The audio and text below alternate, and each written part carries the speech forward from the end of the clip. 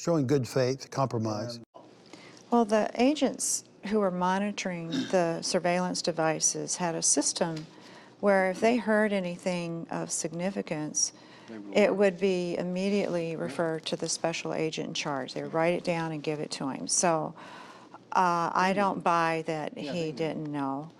Actually, on April 19th, the Branch Davidians also tried to tell the agents that morning. They wanted to tell them about the progress that had been made in preparing the first seal. And they said, we have it ready to send out. We have it. Well, when the assault started on at 6 a.m. in the morning, within 5 minutes, the telephone line to the negotiators was dead.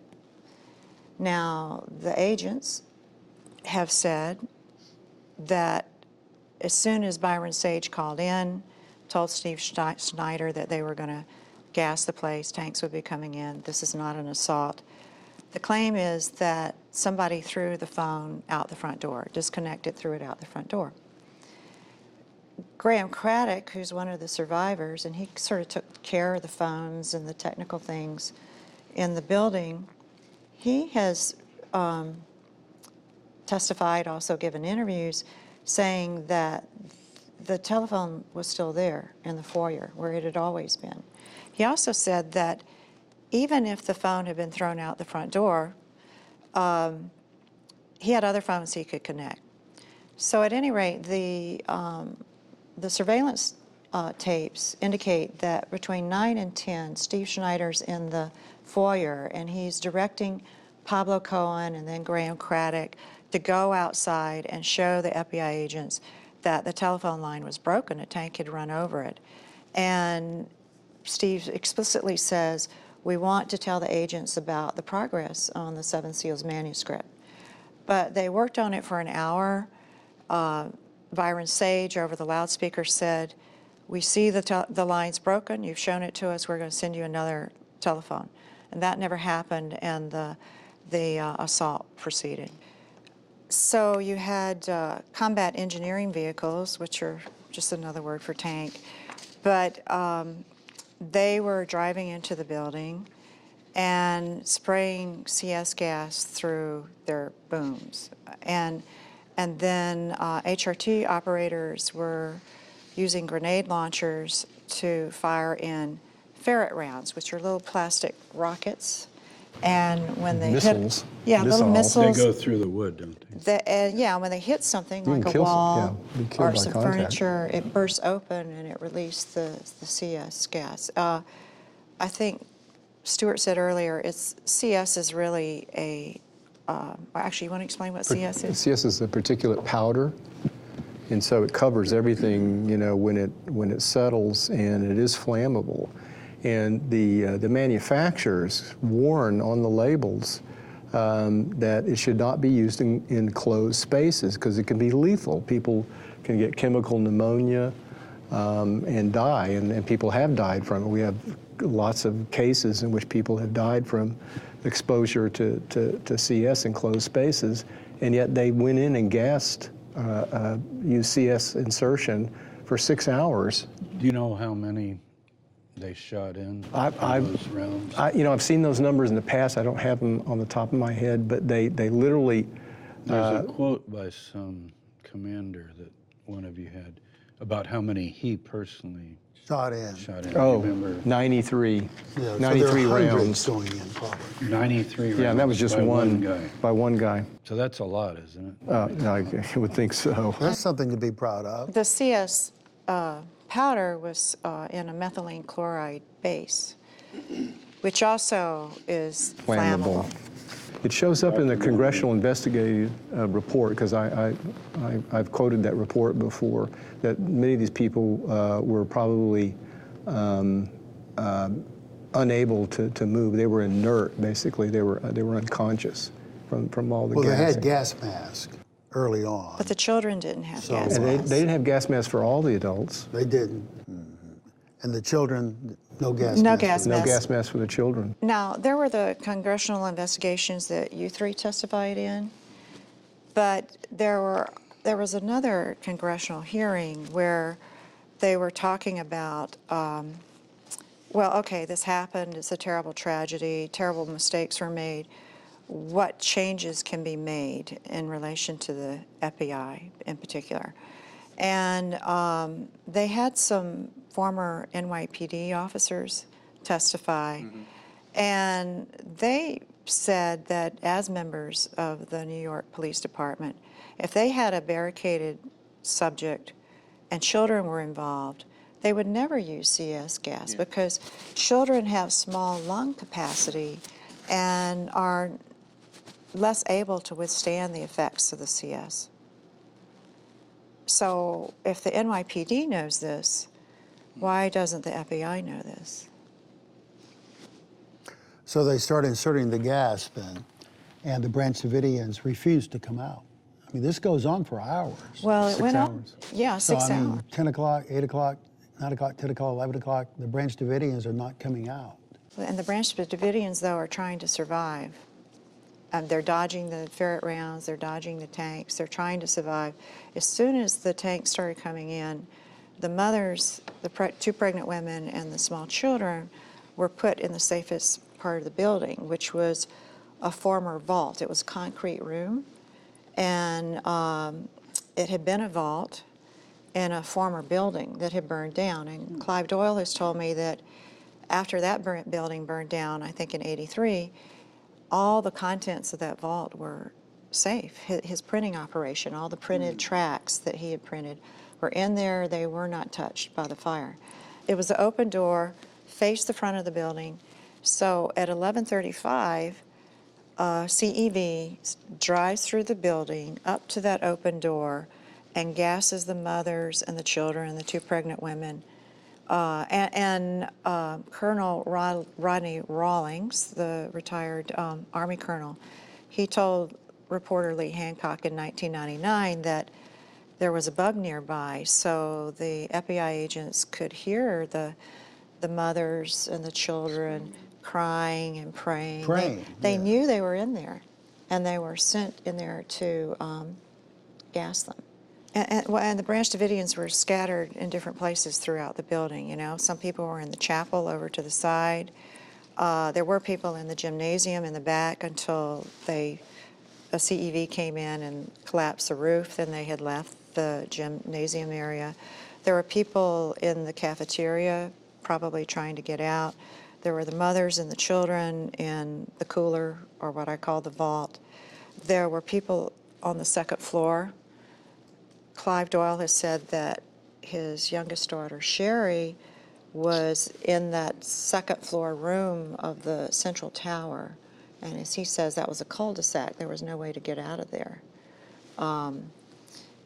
David Koresh and Steve Schneider appear to have been somewhat on the southeast end of the building, on the second floor, but when the building burned, their bodies fell down to the first floor next to the phone room in the foyer. So people were not in one place. They were scattered Right. throughout the building. I see. The idea that the vehicle would locate the women and children and insert the gas directly on them brings to my mind the testimony of the driver of that vehicle. I heard him personally when I was in Washington for the congressional hearings. And he says that he'd located them and he inserted the gas, but he also talks about how careful he was to be sure he could get close enough to insert it properly. He actually saw them looking out that doorway. So it's a very deliberate act. And you could tell he felt some remorse because he mentioned that he was a good Christian man and just sort of doing his duty and hoping they would leave and run out safely. And think about this, by demolishing the building, they destroyed exit, escape routes, they destroyed stairwells that collapsed. When I attended the trial, the wrongful death suit in 2000 in Waco, there were several Branch Davidian survivors. I think Marjorie Thomas maybe, and Misty Ferguson. This is a civil suit. This is a civil suit. Misty Ferguson, when she came to the witness stand, you know, they swore her in. She held up her hand to swear on the Bible, I guess, and she had no fingers. All of her fingers had been burned off on both hands because in trying to escape, she was grabbing burning wood that basically seared off all of her fingers. And she talked about how difficult it was to find a way out with all the collapsing structures and the debris that blocked any way of getting out. And so you've got to think that many of those people who wanted to get out couldn't. One thing I'll say, the children, the small children, the oldest child was 13. So 13 and under were their mothers, and or maybe a big brother. There was a big brother in there. They were in the cooler or the vault. The people who escaped were in other parts of the building. It would have been impossible for them to get over and grab a child and come out. It would have been impossible to get up on the fire started on the second floor. Of course, it spread quickly, or possibly other fires were set. I don't know. I'm not a fire expert. But it would have been impossible for people on the first floor to get upstairs to the second floor to try to save people. Because the fire, it started on the second floor. And it started at 12:07 and consumed the building very quickly. Everything's optimistic until Monday morning. Mm-hmm. And then this calamity happens. And from their religious point of view, the Bible prophecies of calamity are going to be fulfilled now because Babylon has rejected the message. Not only rejected it, but is preventing the new Bible from being released to humanity. Mm-hmm. Yeah. One counter voice among the survivors is Graeme Craddock, an Australian. Mm-hmm. And his testimony is that he saw someone in the chapel pouring fuel on the floor. And Pablo Cohen protested that. He said, "Don't pour it here, pour it outside." And according to, Graeme is the one who heard a shout.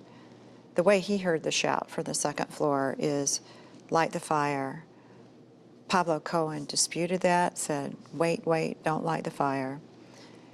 Then a shout from the second floor said, don't light the fire. And then a little bit later, there was another shout, light the fire. And retired Colonel Rodney Rawlings, who was in a command center someplace, listening to the same audio from the bugs that the FBI agents were listening to, they also, according to him, they heard a similar order, counteract the order, and then the order again to light the fire. Now, the FBI special agent in charge, Bob Ricks, who came out and spoke at the press briefings, immediately after the fire, he reported he heard a similar command: light the fire, don't light the fire, light the fire. But then later, he said, "Oh, I was mistaken. That's not what I heard." But it wasn't immediately, because he actually gave a speech to a Tulsa Rotary Club, and he gave that same account. But then after that, he said, "No, I was mistaken. That's not what I heard." And so if that sequence of statements was recorded by a surveillance device, it's never been produced by the FBI. What would be the implications if he had heard it? Is it that they could have then stopped? Yeah, I think you're right.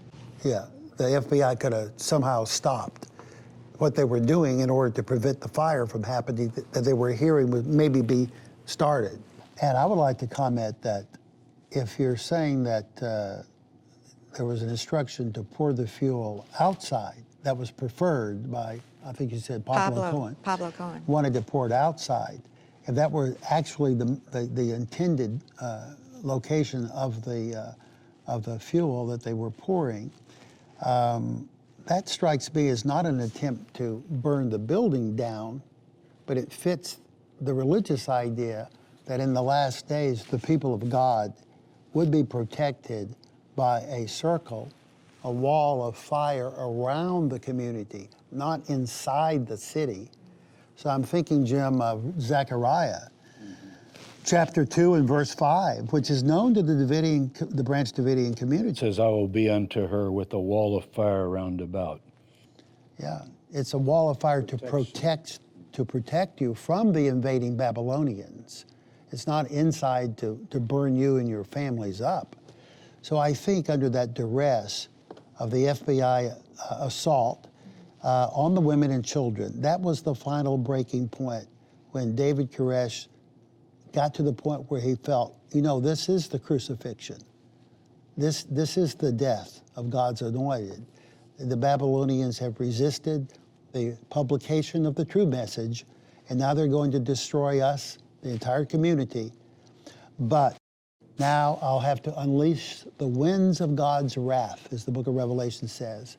He's been told to hold back the winds of God's wrath, which he did for a long time, 50-something days. But now he's going to unleash the winds of God's wrath.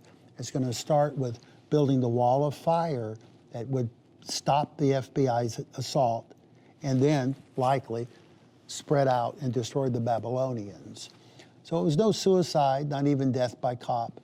I think they thought that God would protect them, just like he did the story in the book of Daniel, where the three Hebrew Yeah, they're youths, walking in the middle of the fire. And not Shadrach, getting burned Meshach, up. and Abednego. Yeah, I think that's what they were trusting in. Let me say this too. The primary source for the Simple Messiah series is a former member by the name of Mark Bro. And Bro was committed to sort of trying to take David Koresh down. And so he started making some pretty outrageous claims. And those are the things that were conveyed to the ATF, and I think account for the overreach and the exaggerated perception that ATF had. I mean, they showed up with 80 armed agents with three days of training at Fort 80 Hood. armed. Yeah, I mean, paramilitary assault with AR-15s and flak jackets and camo and Kevlar helmets, stun grenades, and sniper rifles. I mean, for a child abuse allegation or